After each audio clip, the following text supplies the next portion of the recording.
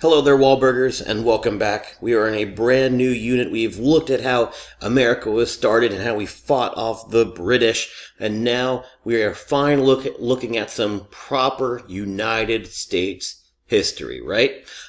And it doesn't just start off that George Washington is all and great and powerful and the president. No, in fact, we don't have a president at first. The first government of the United States doesn't really work. But we need to look at it before we really understand why we have the government that we have today. And so when we talk about this government, we talk about the Articles of Confederation. So with this being a brand new unit, a brand new marking period, it is a brand new set of questions. You can get rid of all of the old ones from before. And we're going to start off with two. What are two weaknesses of this Articles Confederation? Sorry for my abbreviation there, but the Articles Confederation government. And then we're going to talk about this event called Shays' Rebellion and what was the main effect of it. So, the first system of government under the Articles of Confederation, we need to understand what the word confederation is. And really, it's just a group that's going to work together for a common purpose.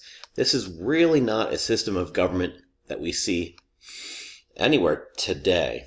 There's just maybe one or two rare instances, but not a lot of countries follow this system. But the idea was that all of these states would enter a, quote, firm league of friendship, that the states would all work together, but they would still be independent. And when we look at the Articles government, the states are really the ones with all of the power. The central government, and by the central government I mean the national government, was really, really weak. But this was deliberate. This was on purpose. The colonists had just broken away from England, where there was a king and parliament that had control over everything. So the idea here was, well, let's give more power to the people, to the states, and the national government will not be as strong. Clearly, that would solve a lot of problems. And I know I started this off by saying the Articles of Confederation government was weak, and it was, but it does have some success. It's the government that the United States had as we were fighting the Revolutionary War, and we won. So there's some credit there. And also we have this thing called the Northwest Ordinance. So the Northwest Ordinance, the Treaty of Paris is signed, all of a sudden the United States has all of this land east of the Mississippi River. And what do we do with it? How do we break it up? Do they become new states? And so what's decided by this Congress here is to break them up into a very detailed grid-like pattern comprised of townships and sections and yada, yada, yada. And I really just bring this up just because I think it's kind of neat. If you look at Pennsylvania, for example, and all of our counties, they're all kind of squiggly and whatnot. They follow these boundary lines of rivers or mountains or whatever. But as you go more and more west, you look at a state like Indiana, for example. Boom, that's like a solid grid. Why? Northwest Ordinance. So, I'm just nerding out right now. Indulge me a little bit, please.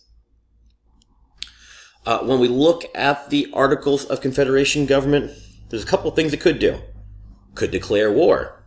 It could establish a military. It could make peace with other countries. This government could sign treaties. It could borrow money, which is quite an important thing to do if you're a government.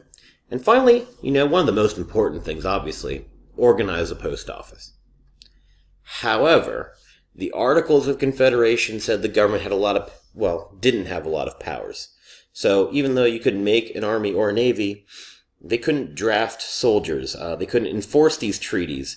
When we talk about enforcing, there was no one to make sure people were following the law. There was no president. It was just a Congress, a group of people trying to decide what the laws were and what the states should do. They could not collect taxes.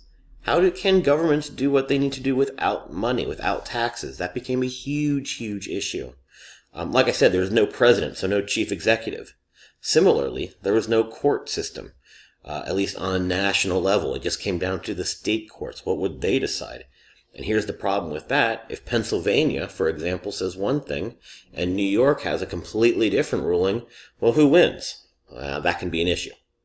There is no power to control trade between the states. It was very difficult to pass laws. We'll have an example of this in class, or maybe you've already done it in class. The way to decide laws, it wasn't a simple majority. Instead of just half, you had to have 2/3 of people agree. No national currency, and also there needed to be a unanimous vote to change the Articles of Confederation. Every state needed to agree in order to change the Articles of Confederation, and that was very, very difficult to do. Just imagine when you and your friends want to go someplace to eat, or you're ordering a pizza. Oh my goodness, how many toppings can you? Not everyone can agree, so that becomes a major, major issue. So here we get to this topic of Shays' Rebellion. Really this key thing that shows that the government's just not doing its job. So, like we saw in the French and Indian War, after the American Revolution, the U.S. government is broke. Wars, as always, are expensive. And so, at this point, all of the different states have all of this debt, all of this money that they owe other things. So to get out of debt, Massachusetts, for example, decides to raise taxes, as governments do. The people who paid the most, though, for these taxes were the farmers. And they pretty much found it impossible to pay these taxes. And if they couldn't pay their taxes, well then banks and whomever else could take over their farms. There goes their entire way of life. In the end, there is a march basically of 1,200 farmers.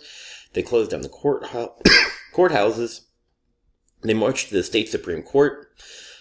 But there's soldiers there, and they kind of put the rebellion down. There's not really any violence here. The rebellion's ultimately dissolved.